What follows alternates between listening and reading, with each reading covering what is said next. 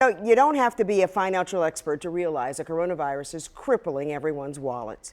WMAR 2 News' Eddie Kadam talked to an economist tonight about the long-term effects and how stimulus money could slow the downward spiral. Right now, federal lawmakers are pushing to get checks in people's hands. $1,200 per adult, $500 if you have a kid, less if you make $75,000, and nothing if you make over $99,000. Having $1,000 helps a lot. It really does. In essence, because there's rent coming up, there are bills that is coming up, and I know some of the companies are trying their best to help. I heard some of the companies like Boost Mobile are giving out like credits to others to the customers. Neil Jasani is the CEO of Bima Life Corporation. He specializes in investment strategy. He says it's important that the government focus on two major things to help everyone. You give the zero interest rate to the banks and the corporation with almost free money, that you give some other tax benefits, so on and so forth. But the bottoms up, that's where you put the money in the people's pocket.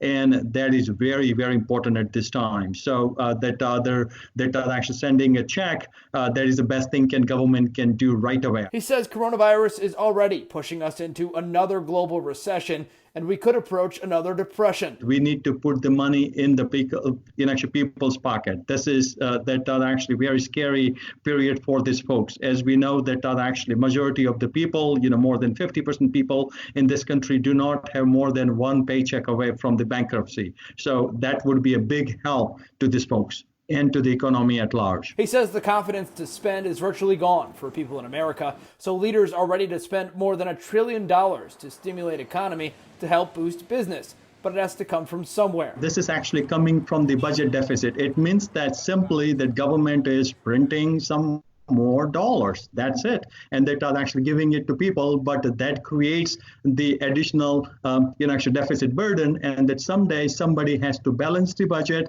and that other pay off this budget. Estimating a deal to send out checks will come next week, a band-aid for a very large hole in everyone's pockets. Most of that's going to go to bills. Most of that's going to go straight back into what I owe. It's not going to do much to stimulate, at least for lower income folks or students like myself. In Baltimore, Eddie Kadam, WMAR 2 News.